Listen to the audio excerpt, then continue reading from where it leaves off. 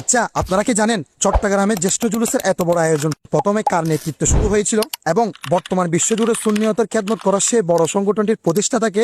আসুন আজকের এই মিনি ব্লগের মাধ্যমে আপনাদের নিয়ে যাব সে মহান অলির স্মরণের উরুস মোবারকে এবং শোনাবো ওনার অবাক করা জীবন ও আদর্শের গল্প।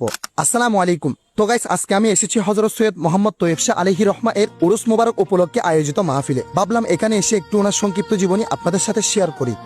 এবার আসুন মূল কথায় আসি। জি, আমি বলছি গোটা বিশ্বের সুন্নিয়তের উজ্জ্বল নক্ষত্র আল্লামা হাফেজ কারি সৈয়দ মোহাম্মদ তৈয়ব শাহ আলাইহি রহমা এর কথা। 1916 খ্রিস্টাব্দে পাকিস্তানের সিরিকট শরীফে এক সম্ভ্রান্ত সৈয়দ পরিবার ওনার জন্ম হয়েছিল, আর তিনি ছিলেন প্রিয় নবী সাল্লাল্লাহু তাআলা আলাইহি ওয়াসাল্লামের 40তম বংশধর। ছোটবেলা থেকেই তিনি অত্যন্ত মেধাবী ছিলেন এবং পবিত্র কুরআন হিফজ সম্পন্ন করে 1943 সালে শিক্ষার সর্বোচ্চ সনদ অর্জন করেন। ওনার জীবনের সবচেয়ে বড় পরিচয় হচ্ছে তিনি ছিলেন সিলসিলায়ে আলিয়া কাদেরিয়ার প্রধান খলিফা।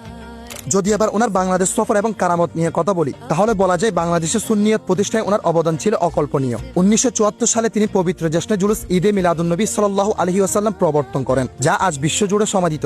এরপর 1968 সালে ঢাকার মোহাম্মদপুরে প্রতিষ্ঠা করেন কাদেরিয়া তৈয়বিয়া কামিল মাদ্রাসা এবং এছাড়া 1986 সালে তিনি গৌসিয়া কমিটি বাংলাদেশ প্রতিষ্ঠা করেন, যা আজ মানুষের সেবায় অনন্য অবদান রাখছে। আর ওনার কেরামত নিয়ে নতুন করে কিছু বলার নাই, কারণ উল্লেখিত বিষয়গুলো সবাই ওনার সবচেয়ে বড় কারামত।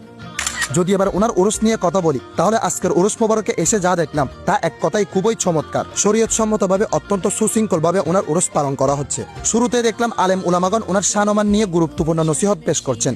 আর সবচেয়ে সুন্দর বিষয় হলো পাকিস্তান থেকে ওনার সুযোগ্য সাহেবজাদা হযরত সৈয়দ মোহাম্মদ সাবির শাহ মদ্দাজুল আলী হুজুর লাইভ ভিডিওর মাধ্যমে যুক্ত হয়ে আমাদের দোয়া করেছেন। এরপর সবাই দাঁড়িয়ে অত্যন্ত ভক্তিভরে প্রিয় নবী সাল্লাল্লাহু তাআলা আলাইহি ওয়াসাল্লামের প্রতি সালাতু সালাম পেশ করেন এবং বিশেষ মোনাজাতের মাধ্যমে আজকের এই উরুসের সমাপ্তি ঘটে।